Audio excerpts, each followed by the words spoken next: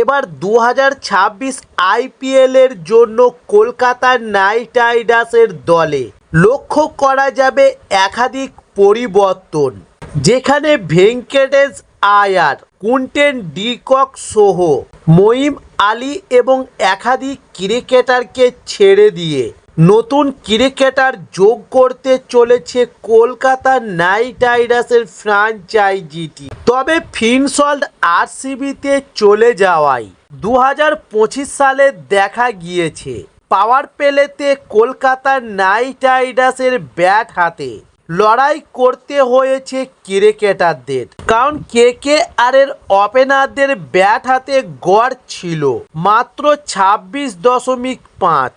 তাই এবার 2026 আইপিএলের আগে কোনো সন্দেহ নেই যে কেকেআর আবারও বাজারে যাবে শীর্ষস্থানীয় কিছু ভারতীয় বিকল্পের সন্ধানে, এবং সেই তালিকায় রাখা হয়েছে দুইজন বিধ্বংসী ওপেনার ব্যাটসম্যানকে। একজন হলেন তুষার রাহাজে। তবে আপনি যদি টিএনপিএল এর কিছু অংশ দেখে থাকেন তাহলে তুষার রাহাজের কথা মনে রাখার জন্য যথেষ্ট। স্টাইলিশ বা বাঁহাতি ওপেনার পাওয়ার প্লেতে কেকেআরের আত্মমারাত্মক ক্রিকেটের আদর্শ খেলোয়াড় হয়ে উঠতে পারবেন। তবে তুষার রাহাজে বর্তমানে টিএনপিএল এ 2025 শীর্ষস্থানীয় রান সংগ্রহ মৌসুমে 99.33 গড়ে 298 রান সংগ্রহ করেছে, যা স্ট্রাইক রেট 204.10, এবং তার ছক্কা মারার ক্ষমতা নিয়ে কোনো সন্দেহ নেই।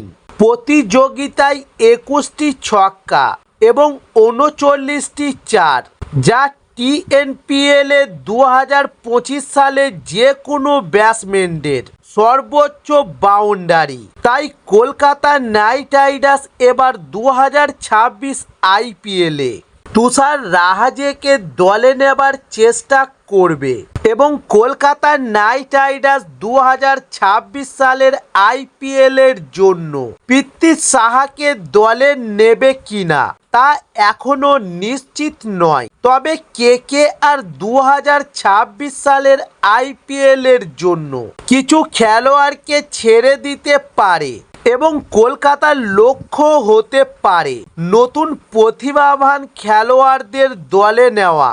তবে কেকেআর সাধারণত নিলামের আগে কিছু খেলোয়াড়কে ছেড়ে দেয় এবং নতুন খেলোয়াড়দের দলে নেয়।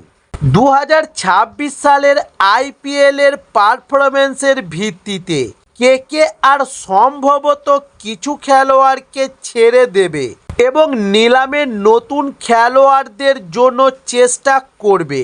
তবে 2026 সালের আইপিএলের জন্য কেকেআরের সম্ভবত মুক্তিপ্রাপ্ত খেলোয়াড়দের মধ্যে কুইন্টন ডি কক, ভেঙ্কটেশ আয়ার এবং অন্য কয়েকজন খেলোয়াড়ের নাম শোনা যাচ্ছে।